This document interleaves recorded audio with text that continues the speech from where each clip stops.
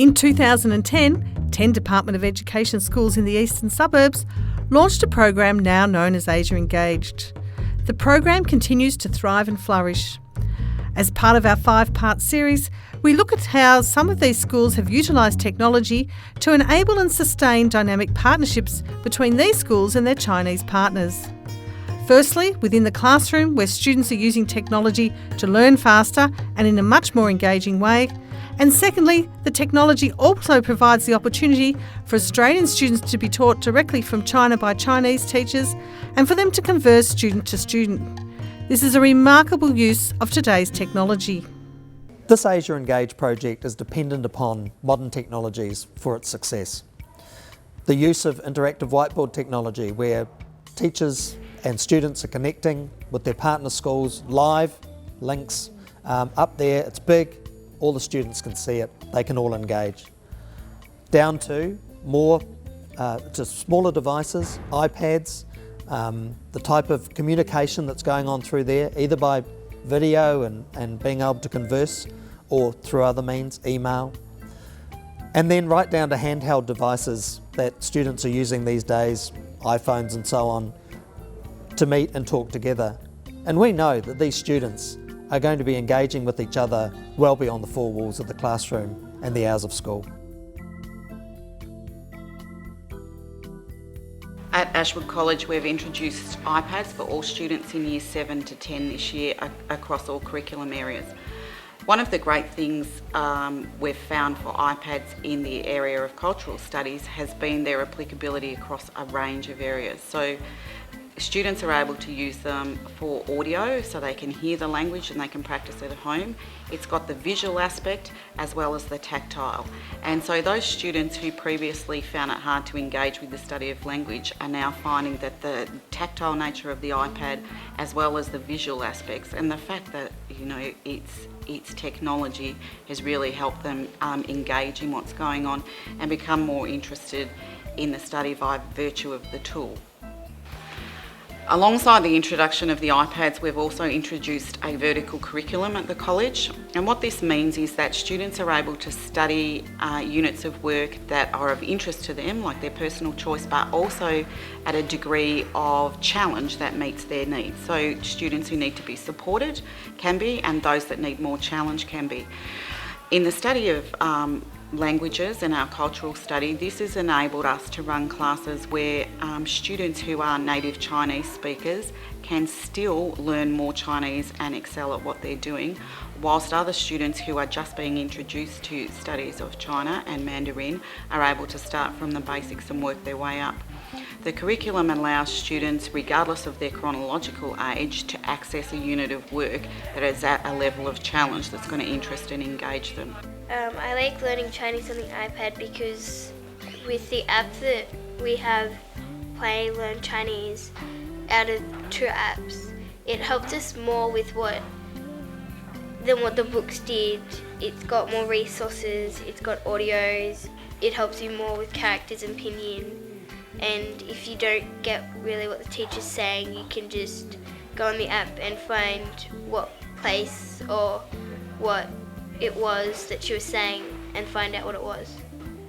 Well, this app is about learning different objects in certain areas in a classroom or in a city. And it helps us pronounce the Chinese characters right. The way it works is that you press an object and it will say the character and the pinyin at the bottom. Well, on the class, we are doing the character thing, but it's easy for me. Then the teacher just give me the other work to do. And I'm doing the articles. I usually type them on iPad, in Pages, and using my Chinese keyboard. And other thing to do is sometimes I use the drawing program on the iPad to write some characters.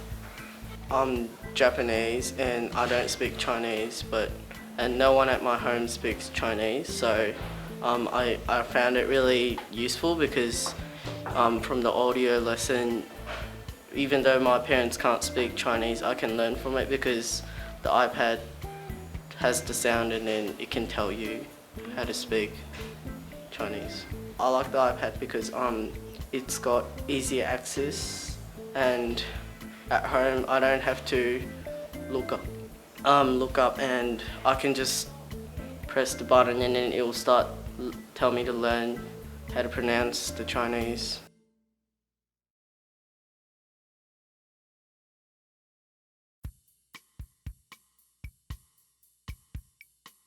We're part of the Asia Engaged program. My class has been Skyping with our sister school in Suzhou, China. Skype is an online video conferencing tool that allows audio and video. The students are currently working on a project. During our Skype sessions, the students in Suzhou have asked them a number of questions about life in Australia and about our school. So the students have gotten together into project teams and they are creating a PowerPoint presentation to share with our partner school so that they can learn a little bit more about us.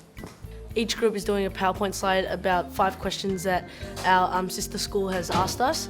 So my group is doing the transport at Serpil. So this is we're talking about the transport around this area and how we leave and go to school. During our first Skype session, the whole grade, and actually the grade 2s as well, another teacher's involved in the program and her grade came in. The whole group of students met our partner school and met the class in China. And as soon as that video and audio came up on the screen, you could see that there was silence across the room and every one of those students wanted to see what was happening. And I stepped back from it and realized that suddenly those students in China were in an Australian classroom and our students were actually in China, sharing that space with somebody else. During our chats back and forth, as things became less formal, the students had a great time asking more personal questions to each other, and they really engaged with each other. I had a small group of students working, and they were all sitting in their chairs away from the computer ready to go, and as soon as the video came up, they lifted from their chairs and they all went right to the computer screen. And it was beautiful because John could understand what was being spoken in Chinese in the background, and when he told our children what they were discussing, they said, they're just like us. I like the Skype because we get to actually talk to people in another place, in another country, another living style, but there's still one contact way, we can talk to them and we can actually see each other. One of the interesting things that the sister school in China does is that they don't go outside for recess and lunch, and so they do tests and stuff, whilst here we actually go outside and play. I grew up in China. When I saw the Skype, and what I felt is my old friends that I felt of my old friends in China. I miss them a lot, and I hope that I could go back and meet them again in the future. 我来自澳大利亚. Good, fantastic. Say it again, another practice. How old are you? 我今年8岁. Okay, good. All right, can we do it together? 我今年8岁. I'm using iPads in my classroom. I like it because it's so engaging and all the students, they love it, and now the Chinese is no longer boring and they find it interesting. There are 3 different things that I teach using the iPad. First one is comprehension. They read through the Chinese books and they do the comprehension. The second one is the listening and speaking, and the third one is the pronunciation, the writing. There are lots and lots of applications that I use, but these are some of them, like Writer, the Chinese writer. Students use the writing on the iPad and then learn how to use the Chinese strokes order. And the other one is to use the listening and recording their own voice. And after that, they can have a score and they will have a sense of achievement. They can practice and practice on it.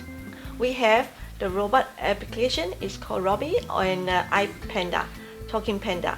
So they record their own voice and listen to their own voice. 我来自澳大利亚。我来自澳大利亚。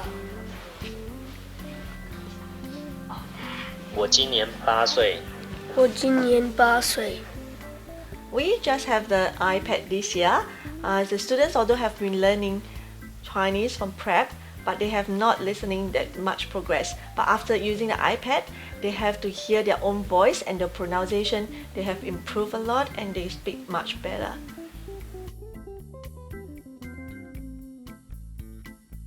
My name is Andrew Wasty. I teach the grade 4s at Doncaster Gardens Primary School. We've found Skype a really engaging activity as part of our interaction with China.